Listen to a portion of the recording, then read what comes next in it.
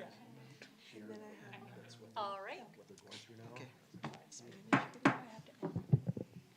All right, tonight, we are going to start with a recognition that's near and dear to all of us. We are going to, sadly, this is our last meeting for our student council representatives for the last year. So Sam and Jenna, we are going to be sad to see you guys go. You've been you've offered such a huge contribution and student voice to the proceedings that we've had, to all the major issues. When I think back, I mean, it's been a long time since we've had such an active student voice on things that are important, like start times, schedules. I mean, we've had a lot of things discussed at the board table. So I hope that you guys can look back. I know nothing impacted you this year, but I hope that, when you're following, your pony's forever. And when you're following, you can say, wow, I was a part of that change and I helped serve students in a pretty significant way, because I know for everyone on the board, your opinions matter a lot. And we trusted that you were always bringing forth everyone's perspectives, not just your own. So we are so grateful. I want to open up to other people to maybe say a few words if you feel so inclined. And then we have some wonderful certificates for you to walk away with. Did you? Sure, Yeah. sure, I'll jump in. I just wanted to say thank you. You guys were so amazing this year. And I really appreciate how you guys have started to build a structure of leadership at the high school that hasn't been there before.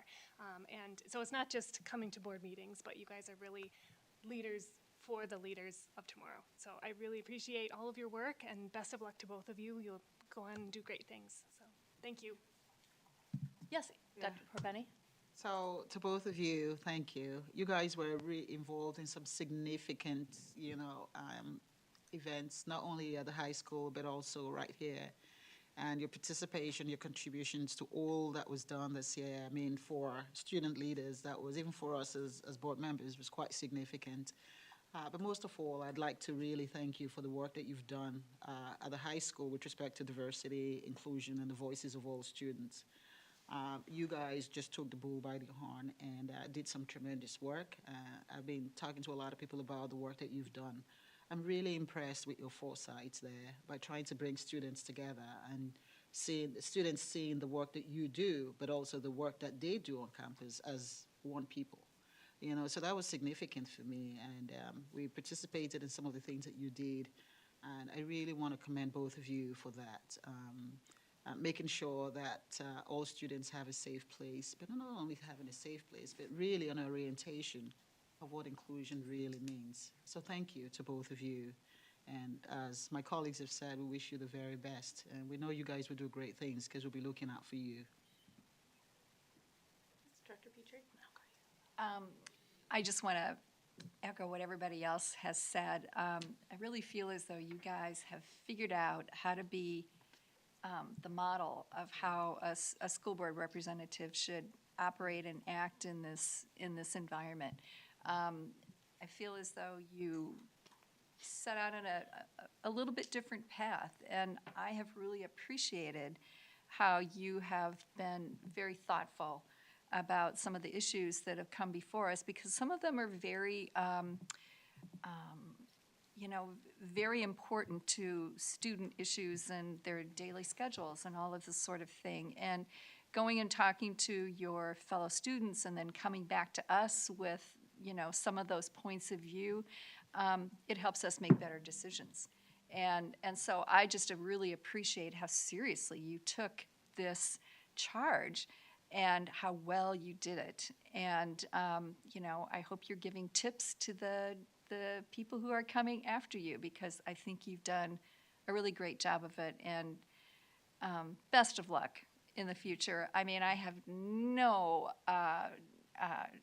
doubt whatsoever you guys are just going to hit it out of the park in college. So good luck. Yes, Director Locke.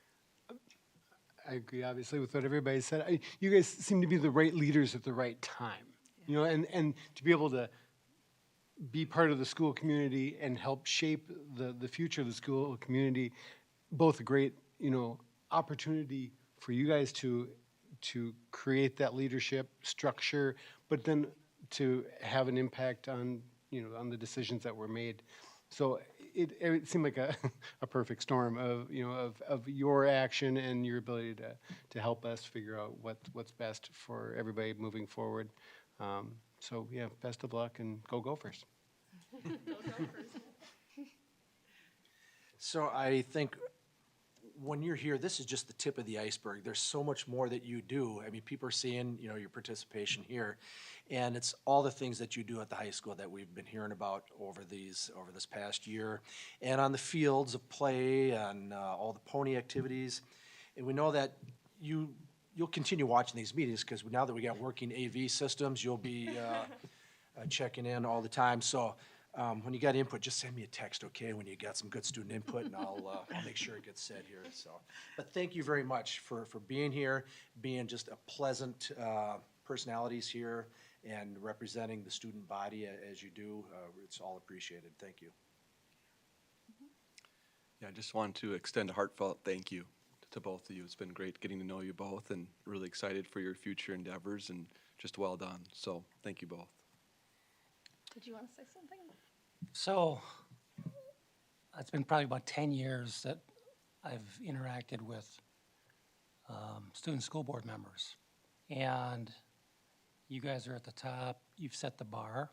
And I also want to thank the board, because we not only have great participation, great ideas, significant influence from our students, but you set the stage for them to have legitimate input into the decision-making that goes on. And, I have seen all sorts of interactions between students and the school board over the years. And you guys were, as I said, at the top as far as valid input on some very difficult, controversial topics. And what you did, I think, and you'll probably hear me say it in the 30 seconds I'm talking to graduation coming up here, I will say this. You not only just took the first glance at an issue, okay, they want to change start times on us or calendars or whatever. You actually dug in and you researched it and you figured out the why, and then you worked with your team at the high school to provide information to students so that it could become an informed decision. And we don't do that nearly enough in today's world. It's what we see on Facebook or whatever in 30 seconds. Oh, okay, that's what we got to go with.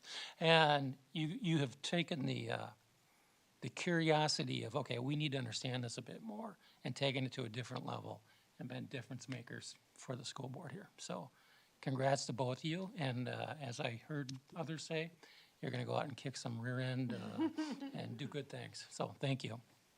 Thank you very much, both of you.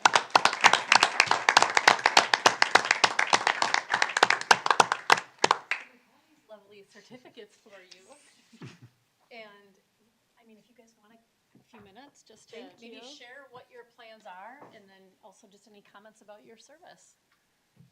Well, first of all, I'd like to say thank you. It has been just a wonderful experience this year, and I cannot express my thanks enough. It's really just, it's been a great experience, and I think I've learned a lot through my time with the board, and I've just had so much fun. I think I've been in positions I never would have found myself in otherwise, and I'm very grateful for that. As many of you know, next year I will be going to the University of Minnesota and will be studying mechanical engineering. I'm looking forward to it, and I will definitely plan to stick with student government and make sure I get involved at the U.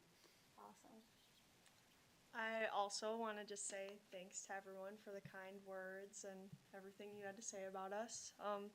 I think this experience has been one of the most unique ones I've been able to have in high school, and we both did a lot, and I think that being here, like being able to be so informed about issues going on in our community and our school, it feels good to be a part of these conversations and be able to provide input and represent a lot of students and be able to have these conversations with people. So I'm also going to the University of Minnesota too. I'm studying political science on a pre-law track. So yeah, I'm really excited. And Well, thank you again so much. We just appreciate all of your service and all the time and the blood, sweat, and tears that you put into this because it's a lot. I mean, people see you attending here, but, and I forget who said this, but they're not seeing what you're doing behind the scenes to build that infrastructure so that you can be prepared to kind of come with what the student voice is in our schools on these important topics. So thank you for all that hard work and dedication. Thank you.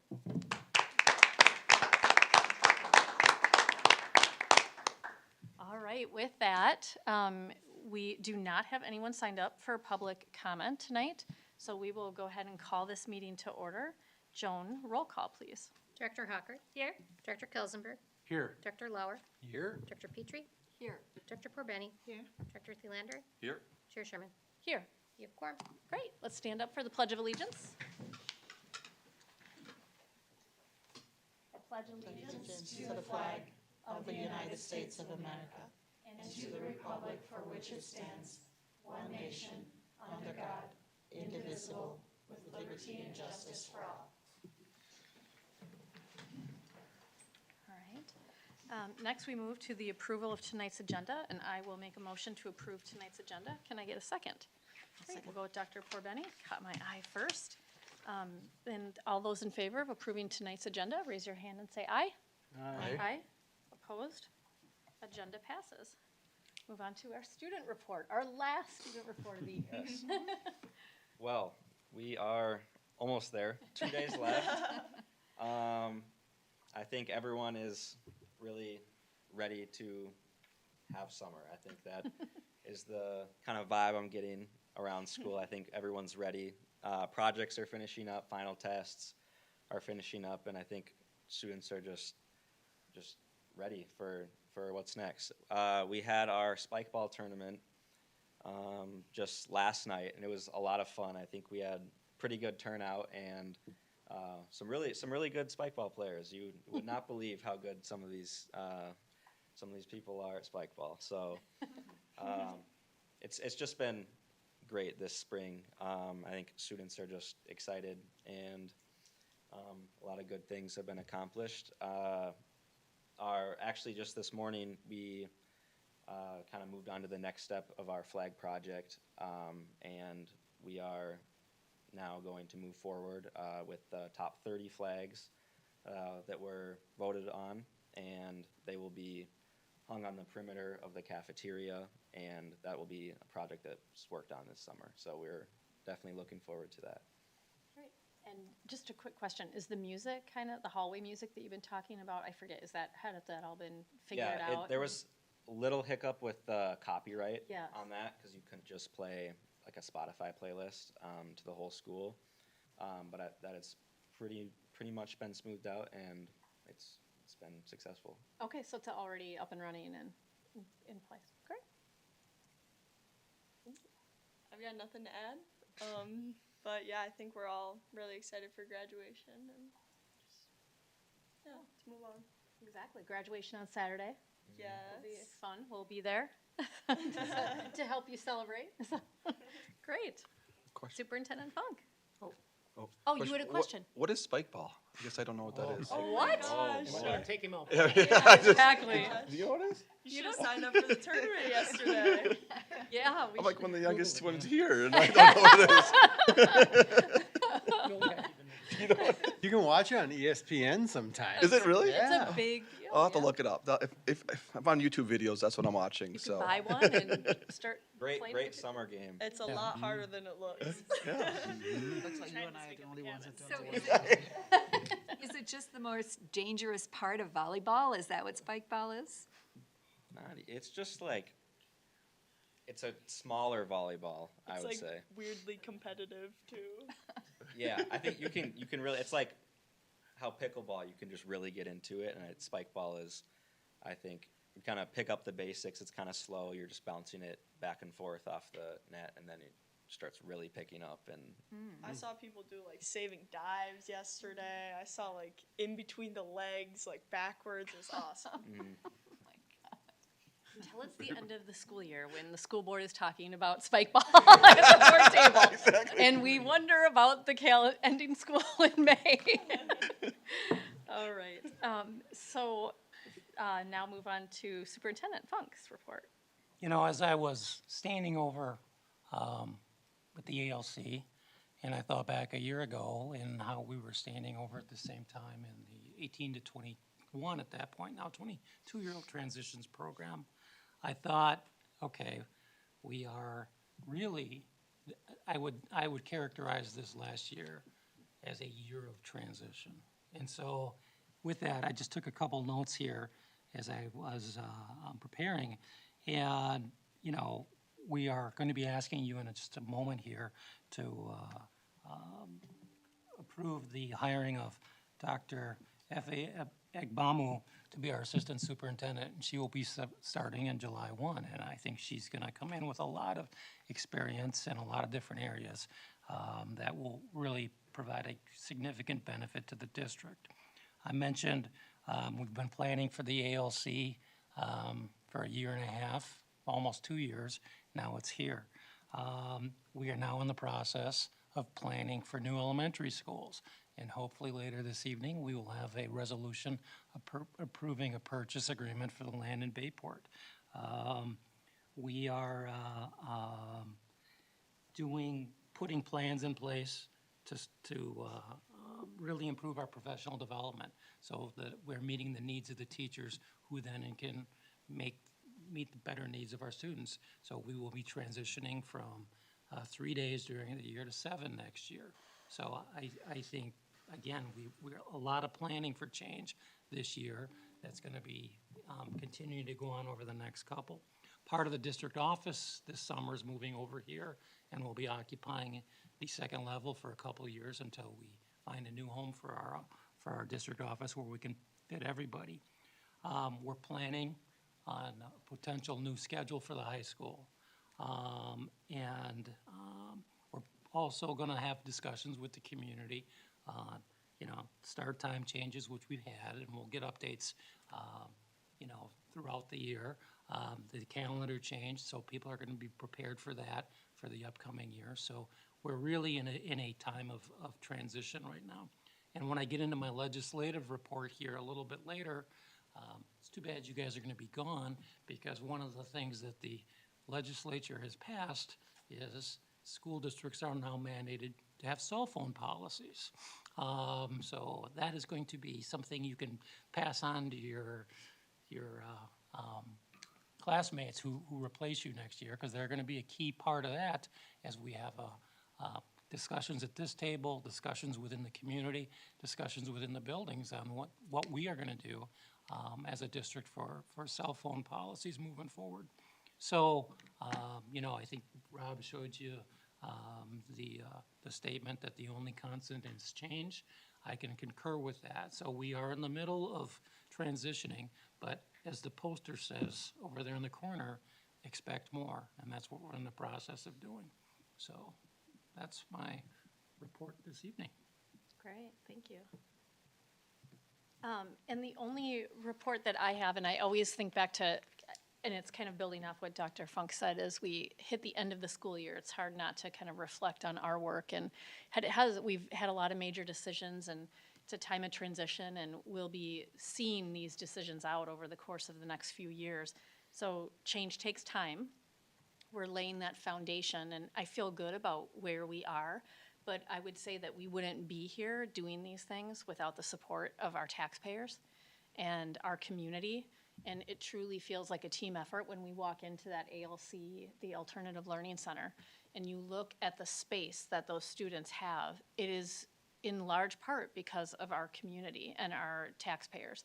And I think that we just want to make sure that as we're meeting these student needs and meeting the needs of our staff and all of these needs that are growing, and we know that they're growing, that we thank our community as well. And they're certainly along with us for that journey. So thank you to the community. Thank you to our students and our staff. Dr. Funk and your team just have been doing some phenomenal work. And thank you to the board as we come to an end of another school year here. So that's all I have to say. And so with that, we'll move on to our consent agenda. We have our items here, A through K. Is there a motion to approve tonight's consent agenda? So moved. Great. Dr. Thielander, is there a second? Second. Great. Dr. Petrie with the second. All those in favor of approving tonight's consent agenda, raise your hand and say aye. Aye. Opposed? Consent agenda passes. All right, now we're going to move on to some HR-related items. Is Chris coming up or no? I didn't know. There's a report for contract and terms and conditions update. Hello. Welcome.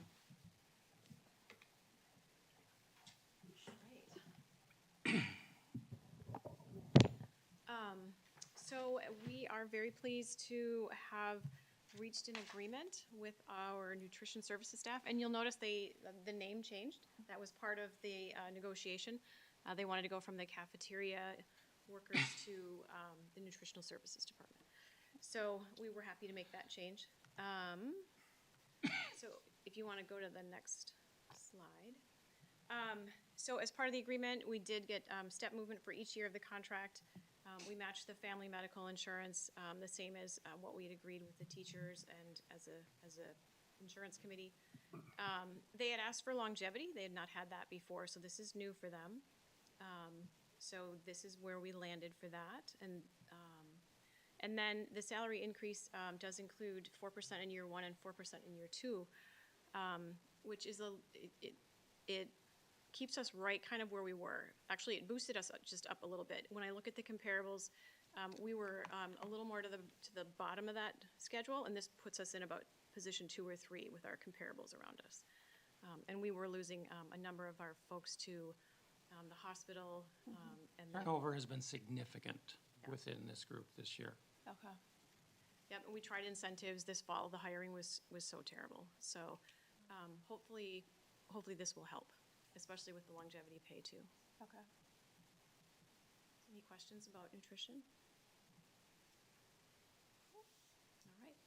All right. Next up, the technical support group is not, so this is this CSS. We've kind of presented some of the challenges for this with this terms and conditions a couple of months ago. I have taken the step to split those groups. So now there's the technical support group, and then there's the coordinators, supervisors, and specialists group. So this is more of a meet and confer group. It's not a negotiation per se, but I did solicit interest from the members of the groups, and have heard their interests, and we made our decisions based off of that. So we did update the insurance, of course, updated the holidays for the year-round staff so that everyone's getting essentially the same 11 holidays.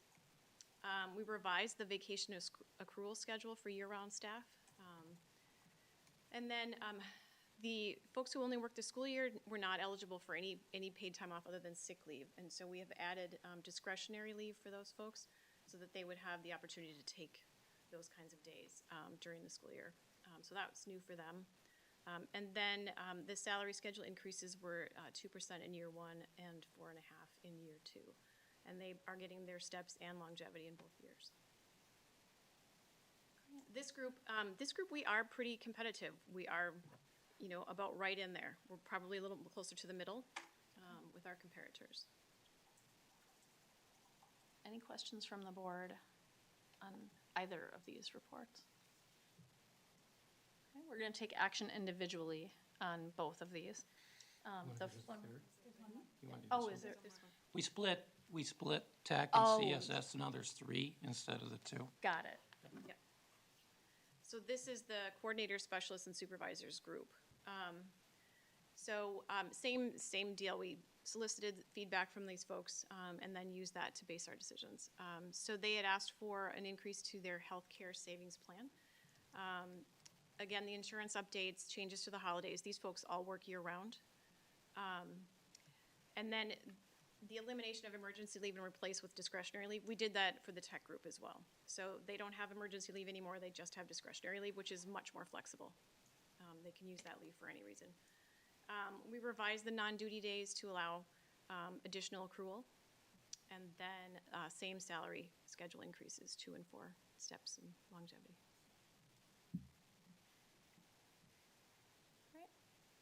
Any questions on this? When you say discretionary leave, is that a seek and save? No, it's separate from that. It's, They do get seek and save as well? yep, Okay. they all get about 12 days of sick leave a year, which more than covers the E ESST requirement. Okay, okay. Yep, and so they can use that for those reasons.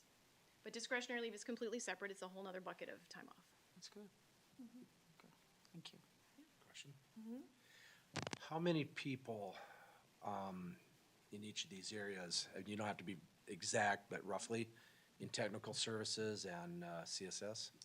Yeah, so the CSS is about 50 people, and the tech group is it's going to be about 80 because we're going to move the healthcare specialists because they work on an hourly school year only calendar, so they're going to move to the tech group when they were really previously on the CSS. So we're going to end up at about 80 on the tech group.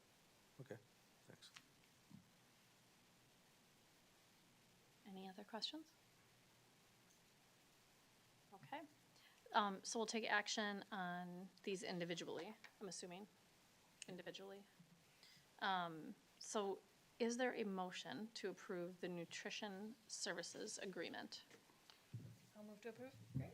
And I see second. Dr. Thielander with the second. All those in favor of approving the nutrition services agreement for 23 to 25, raise your hand and say aye. Aye. Opposed? That passes. Now we'll move on to the action for the coordinator supervisor specialist terms and conditions for 23 to 25. I'll go ahead and make a motion to approve that. Can I get a second? Second. Great. Director Lauer. All those in favor, raise your hand and say aye. Aye. Great, passed unanimously. And then our last action regarding contracts would be the action for the 23-25 technical support group. Is there a motion to approve this? Motion. Director Kelsenberg, in a second. Dr. Porbeni, all those in favor of approving the technical support terms and conditions, 23-25, raise your hand and say aye. Aye. Motion passes, oh, nay. Motion passes unanimously. Great. Okay, and now we are taking action via resolution to a non-renew probationary teaching contract. Did you have anything to say on this? This was a result of a change in a position for someone who, and this person is being released because we need a spot for that teacher. Great. So this is a resolution. Is there a motion and a second, and then we'll do the resolution? God, I Nope, don't you know. can make a motion, that's the resolution. Okay. And then. So a I'll go second. ahead and make the motion, Okay, and then we'll do a resolution to vote for this. and then a second, and then a Second. roll call. Second. Second. I don't know why I'm spacing out on this. And then roll Joan? call. Yes. Joan, roll call? Director Hocker, Yes. Director Kelsenberg, Yes. Director Lauer, Yes. Director Petrie, Yes. Director Porbeni, Yes. Director Thielander, Yes. Chair Sherman. Yes. Motion passes unanimously. Great. Thank you very much, Chris. Thank you. Okay, and now we're moving on to item F here, which is a report. And for that, we have Paul coming up here for policy for some first readings. Yes, good evening. Yeah, we have, Exciting. yes, yes. So we have 3 policies that we are going to bring forward to you today for a first reading. And then we have some that we will look at for a revocation. So the first policy is policy 420. Now, this is a policy that we have on the books. It's a current policy, and the recommendation is to revise the policy and update it based on a recommendation from MSBA and some new language. One of the first things that you'll note is that the policy 420 currently is titled Bloodborne Pathogens and Infectious Diseases in Staff and Students. And with the revision, there's a title change. So the revised first reading policy 420 is titled Students and Employees with Sexually Transmitted Infections and Diseases and Certain Other Communicable Diseases and Infectious Conditions. So a more broad title. I think as a first reading, the main change is you'll see that it's underlined there.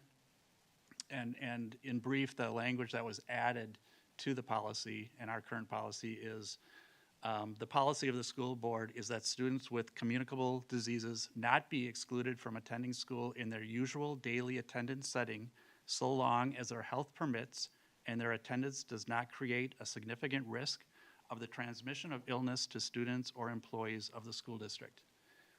Beyond that, if you compare this proposed policy to our current policy, there's a lot of just changes in where things are located. The content is the same, but they did a big kind of reorganization of the policy itself.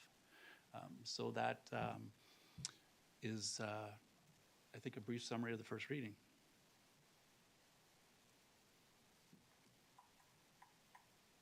Great. I'll let you keep going. Okay. So the second one is policy 507. This would be a new policy for the district. It's recommended by MSBA, and it contains legal requirements that we are to have in policy. So the 507 is titled Corporal Punishment and Prone Restraint. It's not very long. You can, I'm sure you've had a chance to look over the policy. But really the main purpose of this policy is to describe the limitations on corporal punishment of students and prone restraint. And in general, it states that no employee or agent of the school district shall inflict a corporal punishment or use prone restraint upon a student except as provided below, and then it lists a few exceptions of when that might be required.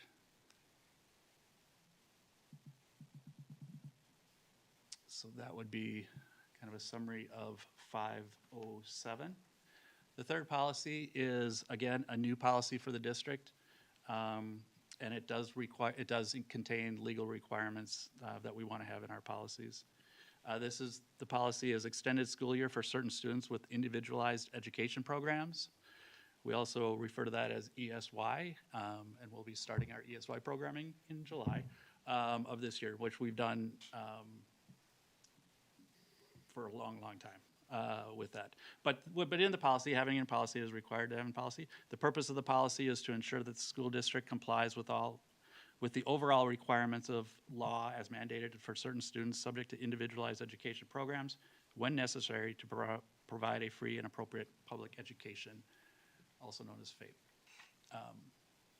This aligns with our current practices in the identification of students that require ESY services. And the foundation of ESY is that there are certain students with disabilities that we know from data regress their skills over the summer more than a typical student would. And so for those students, we provide 3 weeks of specific services to make sure that they don't regress in their skills. We're not teaching new skills, but we're reviewing skills so that they can start the school year off in the fall, not as far behind as we would expect them for regression. So that would be a summary of that. And I don't know if there's any questions, or again, we'll bring this back to the next meeting for a second reading for the board. Can I just make a clarification? Going back to 507, I'm assuming that the model policy was updated after the last legislative session, because this stuff with the prone restraint definitely came up last summer with our resource officers. So the language in here is kosher with the newest legislation that's gone through. Correct. Okay, Yep, this is a brand new policy, yeah. great, thank you. Yes, excellent question. Great. All right. If after reading these and then listening to Paul, if you have questions or comments, feel free to reach out to Paul directly. And yeah, so that's it. So we'll come back for a second reading on these and with an opportunity for us to take action at the next meeting. And Paul, you're going to stick around. We're going to talk about some revocations of some redundant policies we don't need. So I'll let you. Correct, yep. So the policy committee met, and when they met, reviewed all of these next set of policies. And they're policies that most of them, they date back to 1971 and were last reviewed in 1985. And so they're very old, and they really are either redundant with other policies which are much more robust, or they're just not relevant to today. And so it was the recommendation of the committee to bring those forward to the board for consideration I was of. in kindergarten in 1971. What do you mean they're not relevant? I know. I know. Seriously. I'm with you. I was too. So they're there. So, but just to kind of read them off, it's 430 policy. It's on political activities. There's 503.1 attendance and mobility, and that's certainly again covered under our current policy 504, which is much more updated policy on attendance. And Paul, can I just say for board members who might be questioning on policy 430, the political activities policy, it's already covered in statute, and so we're obligated to be following that. So there really is no need for us to have a policy when it's the law and embedded there, so.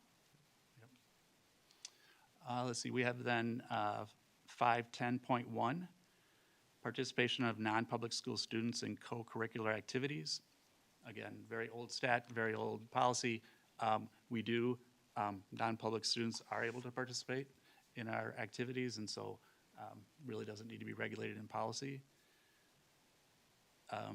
Student production of goods and services, again, very small. I'm sure it had some purpose at some point in time, but it's really not needed and irrelevant. Public performances by students, again, very old policy. It talks a little bit about we enjoy having students participate in public performances if it doesn't interfere with their education. Again, it's not really needed for the district. And all of these, there's not an MSBA recommended policy that addresses these. So, and then the final one is 515 student progress records. Again, a very kind of short policy. It's certainly all of the information here is covered with our records policies and how we handle private student data and student records in a much more robust policy. So that's a review of those for consideration. Great.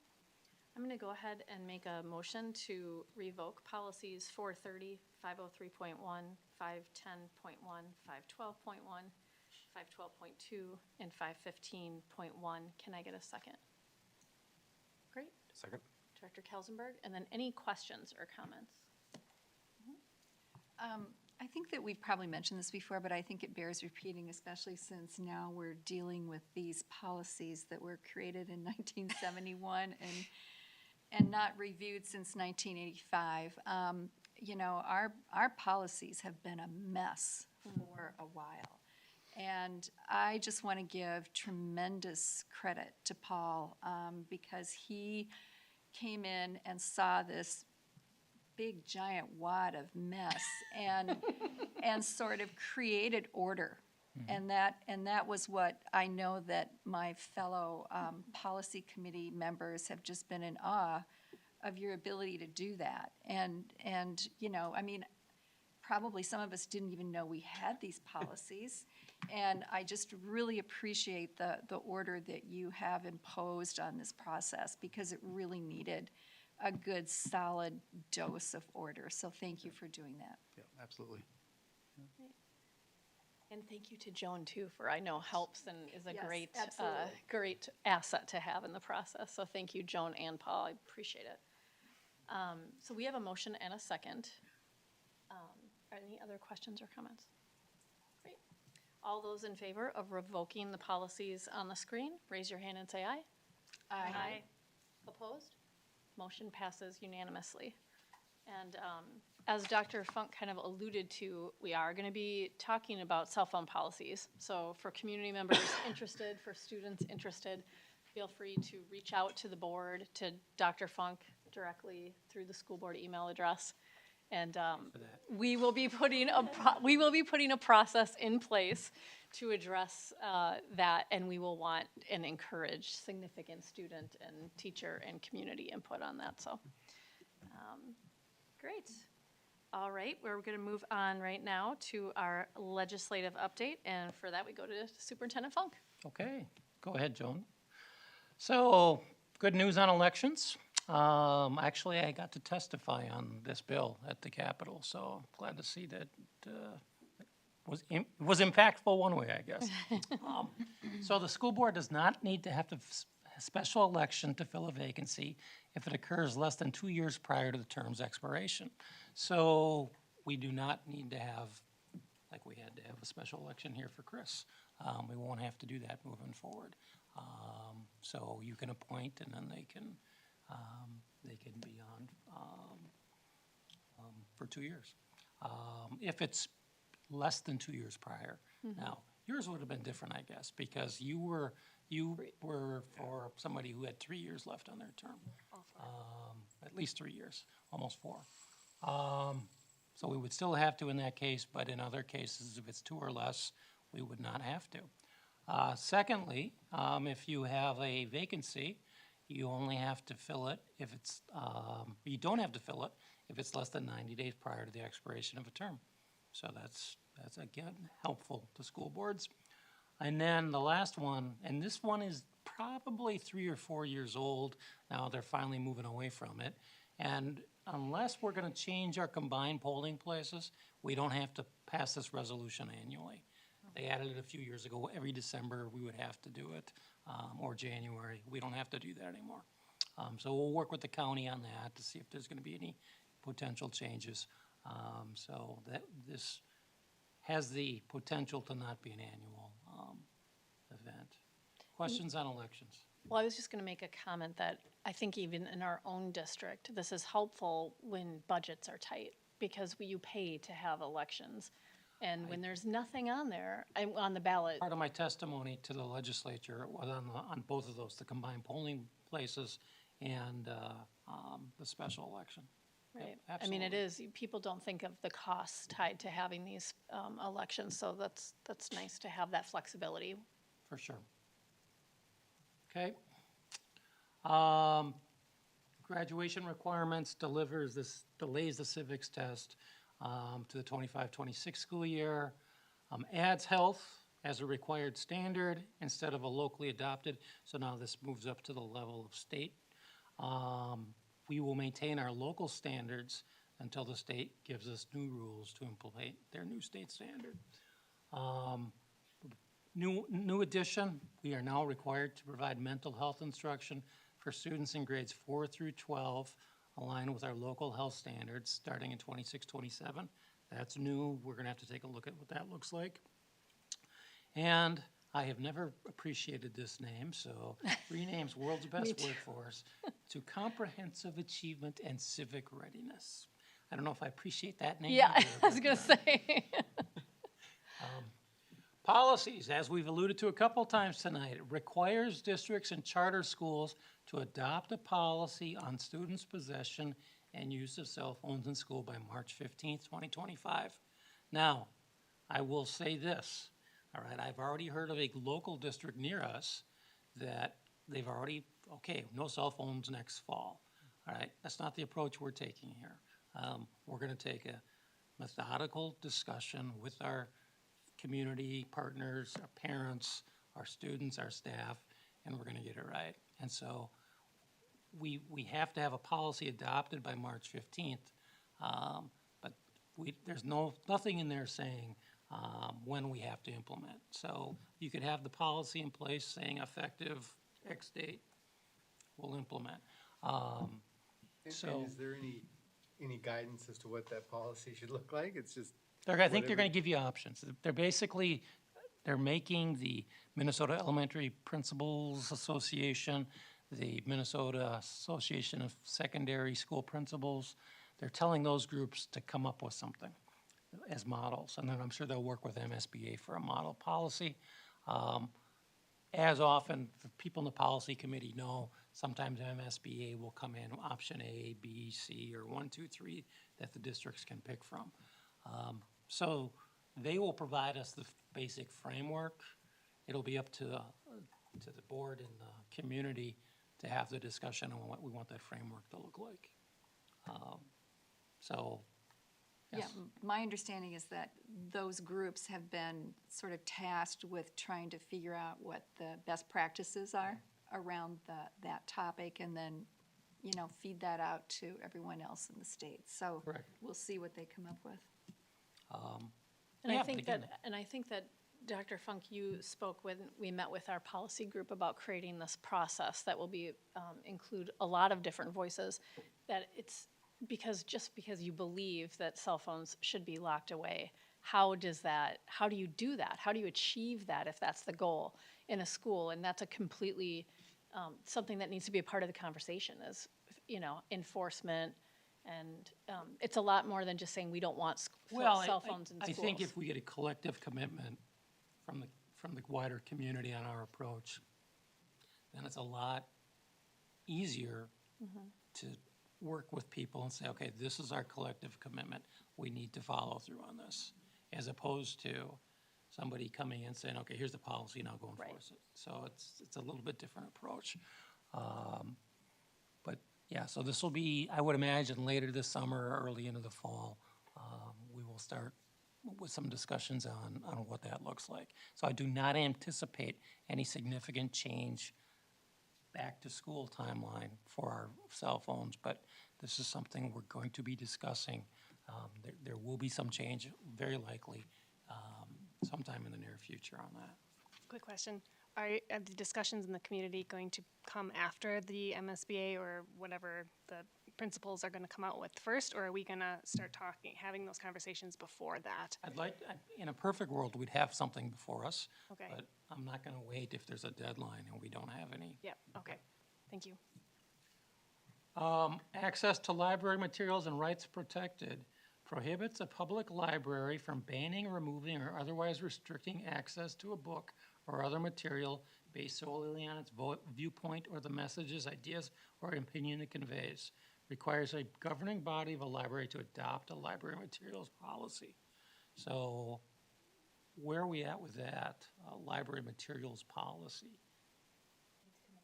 Yep, we have, I think there's 606, 605 or 606, which is instructional materials. But we need a library materials. But basically, this takes away the argument of book banning and moves it to the state level. Okay. Paraprofessional training. We are already requiring our paraprofessionals to receive training. It reduces them from 8 to 6 hours. We pay for the training. Paid leave for school closures. There's some more codification behind this, but we are already doing this. Family and medical insurance. I testified on this issue, or I spoke at a press conference on this issue last year. So the payroll tax was going to be 0.7. Now they're saying it's 0.88, and they anticipate it'll probably continue to climb. The concern I have is there's two pieces to this. There is the district contributes half of the payroll tax. So if it was 0.7, it was 0.35, and then the employee has to pick up the other 0.35. Now it's 0.44. The employee is going to have to pick up. So this is a financial impact on not only the district and its taxpayers, but on our employees as well. Yes. So is that the 20 weeks? Yes. So what do we have right now? Are you adopting the states? We haven't done anything with this yet. This doesn't go into effect until 26. Till 26, Yep. yeah. So are you looking to, if it does go into effect, are you looking to adopt the state's requirement, or you will be adjusting? I think we're going to have to see how it interacts with our current agreements we have in place. Okay. Yeah, so I don't know. I'm not familiar with what comes first, whether we have to provide ours and then they can tier on top of it, or. Okay, so you don't know if it goes simultaneously, Right. concurrently? But it has to be 20 weeks regardless. 20 weeks. Yeah. I think it's 10 and 10. 10 yeah. and 10, okay. But again, there's a cost there. Absolutely. Yeah. Okay. Redact.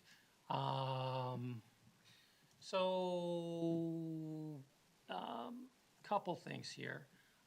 So we get literacy aid from the state.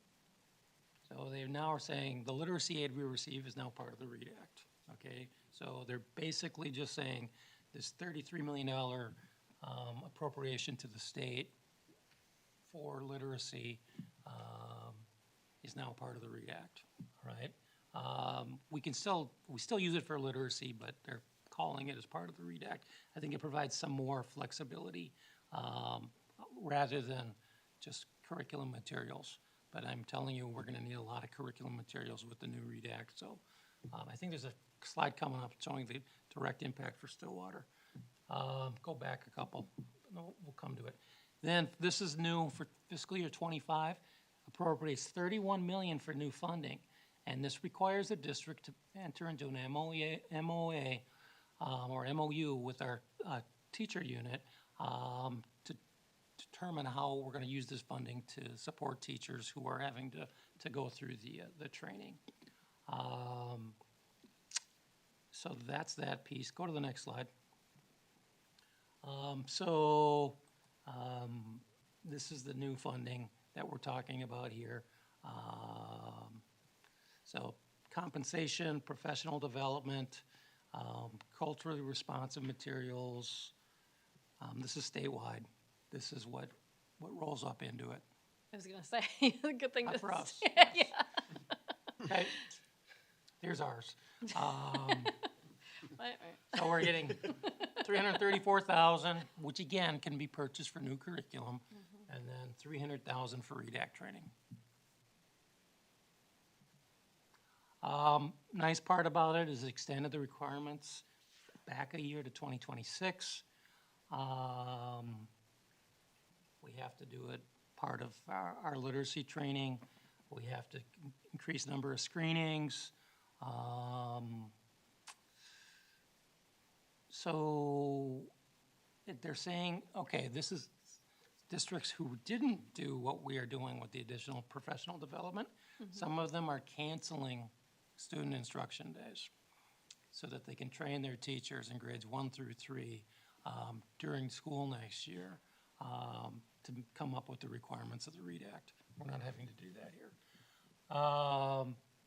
Early childhood staff must be provided the training, and then again, we are still looking at potential, what qualifies as READ Act curricular material. We're not required to buy it, but that's what, if we want any reimbursement in the future. Here's the training by 2026. And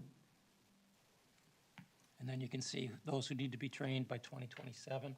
Not all these need to be letters trained,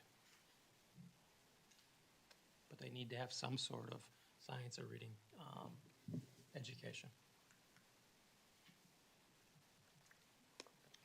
Can I ask Dr. Funk, so in colleges for Yes. elementary teachers, what are the requirements changing on statewide? I don't know, I mean, not every teacher we get is from Minnesota, but. Right. I think within the state, they are changing the criteria because they know that this is out there. But you're right, if we get somebody from Wisconsin or someplace else that maybe doesn't have that. So what it does is it puts a lot of onus on school districts to have a plan in place into perpetuity for new teachers coming in on what our expectations are. And it's going to be required by law that they're going to have this training. And it would seem to make sense that if we're hiring, student teaching services, that we want to kind of target, right? Colleges that have this training Correct. embedded, so we're not then on the But so hook is to everybody pay. else. Because it's a financial burden to provide this training for, and so if It's you're it's hiring. time, a new it's a burden on the teacher, it's a burden on, yeah, it is, on the system. Yeah, And when they're doing that, they can't do any other PD, because this is the focus. And I'm Which is assuming- great, we want them trained in it. right.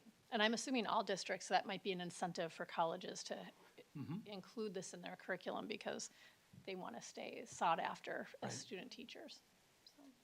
Is there any discussion of this being included in licensing requirements from But yes, MDE? I think there is. Okay. And I think they're working with the colleges to say, Right. okay, they're gonna have to go through, there is, because, I mean, they're telling us, our teachers have to be, so, yes, I'm not sure specifically what they're telling the colleges, but if our teachers have to be trained on it by X date, then you think teachers coming into the system have to be as well. They're not giving us any grace period. can I go back to an earlier slide? So academics, health.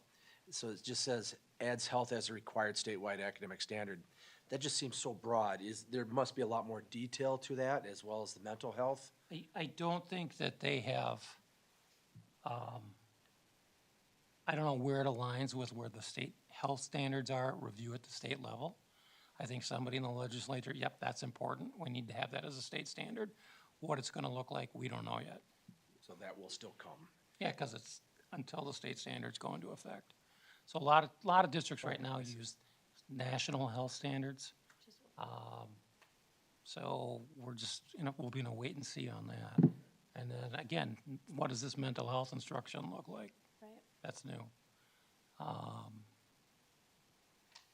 Yeah, and will there be a curriculum attached to, a need for us to, Right. to do something? I don't know. Lots of questions, more details to come. Yep. Thank you for the update, though. Very thorough. Any other questions for Dr. Funk before we move on? Great. With that, we're going to bring up Mark Drummerhausen to talk, provide us with a bond update. Always fun. It's very exciting. Good evening, Chair Sherman, members of the board. Tonight, we're here to talk about the bond update of where we are from the bond that passed last November. First off, I want to talk Lake Elmo and Bayport design teams. So the last time we talked, we were just going into user groups where you saw members from Wold kind of gave the preliminary concept of kind of what the outside of the building would look like for each. Lake Elmo and Anderson as well, as some of the concepts and themes inside the building. Since then, the last 2 months, we have had over 50 individual meetings with Bayport and Lake Elmo staff to talk about everything inside the building, from storage to flooring to cabinetry to outlets to connectivity between classrooms. We had one round of user groups and kind of took their feedback and input, updated our drawings, came back the following month and say, okay, here's what we talked about last time. What do you like? What do you want to keep? What do you want to change? We finished those user groups with the 2 elementary schools, and now we're updating those drawings and doing a budget review to kind of see, okay, here we are after kind of that first round, where are we at looking on budget? And both our architectural team as well as our construction management team will be taking a look at the budget to kind of see where we're at before we head into bidding next fall, winter, with starting construction next spring. Also, we've started, part of the security was adding strobes to areas of our buildings that are hard to hear, such as kitchen, cafeteria, gymnasium, strobes outside to a playground if there were emergency. Right now, we have a draft list that we're putting together for each of our buildings of where those strobe lights would be at, going over those with our buildings, and be looking to bid those out next late winter, or late fall, early winter, and then to start that project actually next spring. / summer, so that'll be ready for the fall of 2026. Excuse me, fall of 25. Then we are moving into Oakland. So before I get into Oakland and kind of the design phase of that core planning, any questions about Lake Elmo, Bayport, the strobe lights of any of the facilities before I move into Oakland? All right, moving into Oakland. Oakland is kind of one step behind both Bayport and Lake Elmo. So Oakland just finished core planning, and core planning is where they start to look at adjacencies of where they want classrooms to live, where they want connectivity to be, and kind of what that overall concept and where the additional classrooms will be. And it looks a little bit different than the original drawing that we had for the referendum. When we did it for the referendum, just kind of saying, here's a possibility, here's what could it look like. But until you actually meet with the teams, you meet with the staff and say, okay, functionality, what makes it going to flow the best, what makes our site work the best, we kind of came up with a different plan here moving forward. So first off, if you look on your screen, just from the concept, this is kind of the aerial view, kind of superimposed over Google Maps. If you start with the bottom left, that's probably the most significant change in blue, is the 2-station gym. When you look at the design when we brought with the referendum, it was actually in the northwest corner, so it's actually in the upper left-hand corner connected to the school. In looking at putting it there, it ran into a couple challenges just with the layout of the site. There's some septic areas around there. There's some storage buildings. There's some lighting connected to there that made that kind of hard to put there. And so we had to move what took up a significant amount of field. It also made it difficult for people that are mobility challenged to access the track, access some of those fields, that they'd have to go all the way around the gym just to access some of those fields and play area there. So we had discussion about moving it down to the southwest corner, that lower left, which is kind of underutilized space within the Oakland site. And so we were able to keep it there out of the way so it's not in an area of the track, and to better utilize the space we have within the Oakland site. So that's what that bottom left area is, moving the gym down to that area. If you look at the bottom, kind of middle, that green is our additional classrooms. What we ran was a mock schedule. So what we took is kind of the current Oakland schedule right now, and then as we building out in the future and we looked at that added growth of about 300 kids, we kind of superimposed the schedule that we're running now to an additional 300 kids. And the reason we did that is to look at what type of classrooms are we going to need at Oakland in terms of, so we know what to construct. So that bottom middle is just our general classrooms, and general classrooms can be used, you know, an English classroom, a math classroom, a social studies classroom, some of those core classrooms that don't need unique power and data, such as maybe a science room or a music room or an art room. So that bottom middle is kind of those classrooms that are just general classrooms that have a normal classroom feel to them. Then you will see in the upper left in the green space is science rooms. So we have 2 additional science rooms that were added there based on the schedule. So if we click on the next slide, when we superimpose the schedule, we have 10 classrooms available to us. So also, if you're looking at 10 classrooms, we have to look at all of the needs of all of our students. So if we have additional students, we're probably going to need additional special education classrooms as well. So 2 of those spaces are special education site-based programs. So if you look at the very top, you see CIP. That's our autism site-based program. We do have one at Stillwater Middle, and the numbers growing at the elementary level supported a need for 2 additional classrooms in the southern site as well. So those 2 orange classrooms are our CIP, our autism cluster site program. Then you're just kind of going around to the left are the additional science rooms that we have based on our schedule. Looking at the lower left are the gyms.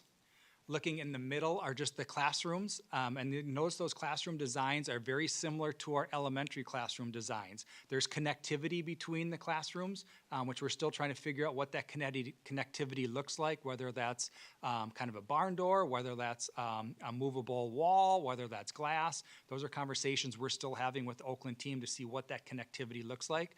But outside each of those classrooms, you'll see some flex space where classrooms can open up and either have a large group meeting or open up their classroom just from extended space, extended learning into that bottom pod there in the middle. Then if you kind of go up from that, there's additional classroom there on the right in the green. And if you go above the green, you'll see the blue and the red. The red is additional music room, just based on our schedule, need an additional music room. So meeting with the music staff about what that looks like. And then the blue above that is the new media center. And so taking where the gym is right now, that becomes the media center, and we're still meeting with the media center staff. Again, we're right in the middle of user groups. So before we had those meetings with the first round with Bayport and Lake Elmo, and then we kind of updated the drawings and come up with the second round. Last week, we actually had the first round with Oakland. Now we're gonna take the summer, update those drawings. Once school starts next year, we're gonna hit that second round. So once that's done, we'll come back and have some more updated drawings and images for you here at the board level, but just want to update with you where we're at with that. Connected to the gym is a design and make classroom, kind of the robotics classroom for that 6th and 7th grade wheel. And then looking to the right where the current media center is right now is our student supports. So that's where our counselors will be, our school psychologist, our social worker. They didn't want to be in the main office because the difference between students aren't in trouble, but yet they want to meet with the counselor, but yet they want the connectivity to the office to be able to have that connection point with where the office area is. So we created a student suite right across the hall where the current media center is for some of that student supports within Oakland. So that's kind of the update of higher level down to kind of where we are right now with that site, and just will open up with any questions or comments that you have about any of this or any of the other projects that we have going on. Yes. Sorry. So the gym, first, Manning is going north and south there, right? So the gym is way in the back, but that's the space that gets used after hours. Any traffic pattern changes to accommodate use of the gym? In terms of how people access the building? Yeah, will they have to like park and walk all the way around, or have to walk all the way through the building to get to the gym? We have two options right now. We're flushing those out, what the best traffic pattern looks like. Once we get that figured out, then we'll update. That's kind of that next round. But yes, those are conversations we're having right now. Okay. Yes, Director Major. So is that a double gym, or what is that exactly? It's two full-size gyms. Right now, they have kind of 1 1/4. And middle school that size has two. So it's basically around the size of Stillwater Middle's gym, just to give you kind of rough ballpark estimate. And so would both of those gyms be used during the class day, or? Correct, yep. Okay. Yep. I noticed that you have a new music room. Is there going to be any sort of renovation done to any of the existing music classrooms? Nope, that is not part of the scope that we have right now, so the existing rooms stay. We're trying to come with schedules and figure out what's gonna live in that additional room in terms of whether that's band, orchestra, choir, or general music gets fit in there as well. We had one round of user groups here of creating that as an instrumental space. Whether that's band or orchestra, that's kind of scheduled to be determined, but right now it's being designed as an instrumental music classroom.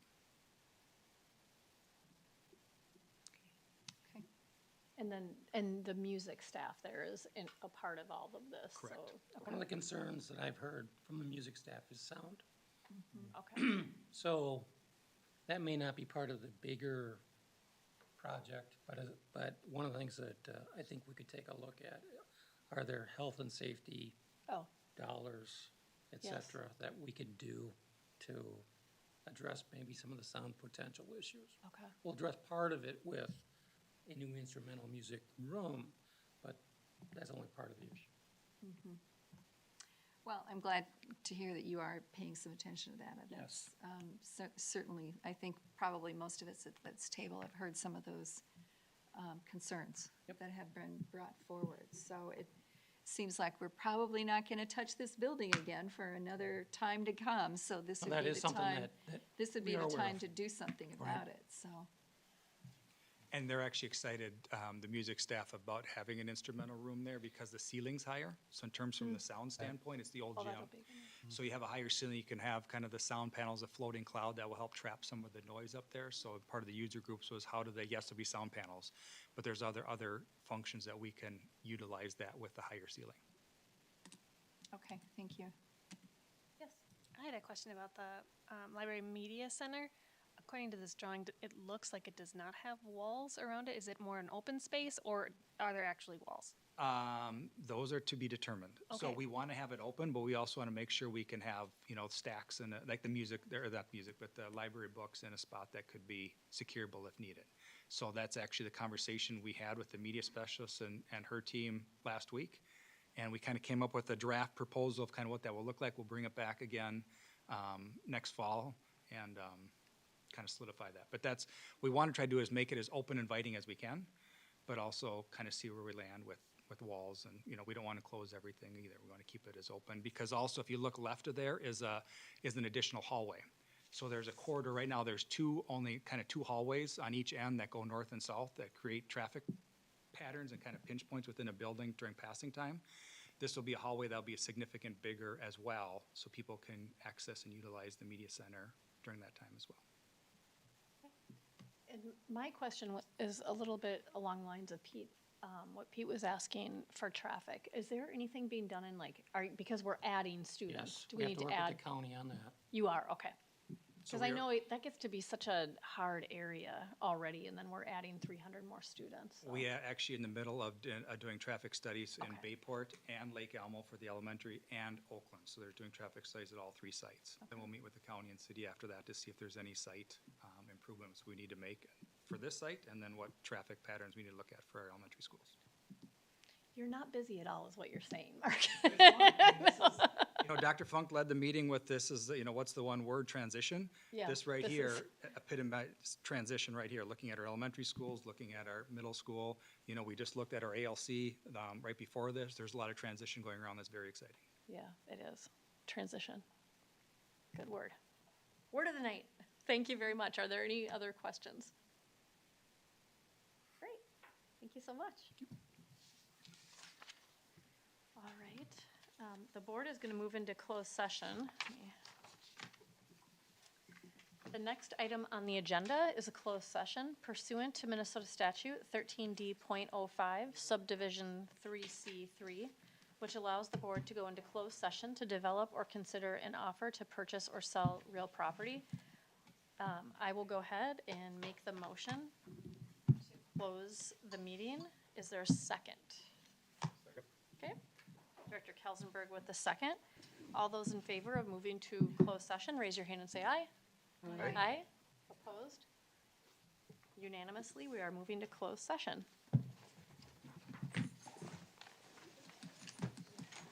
In one of these nice new rooms? Upstairs. Yeah.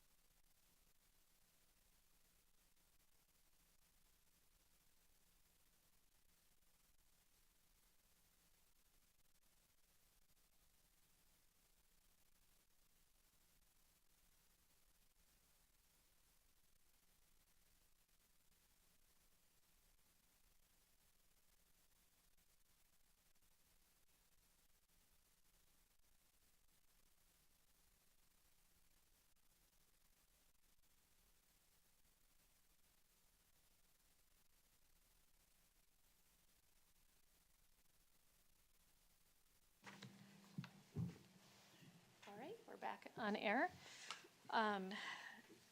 We are moving into our open session, and we are going to take action on a resolution on a purchase agreement for the property in Bayport.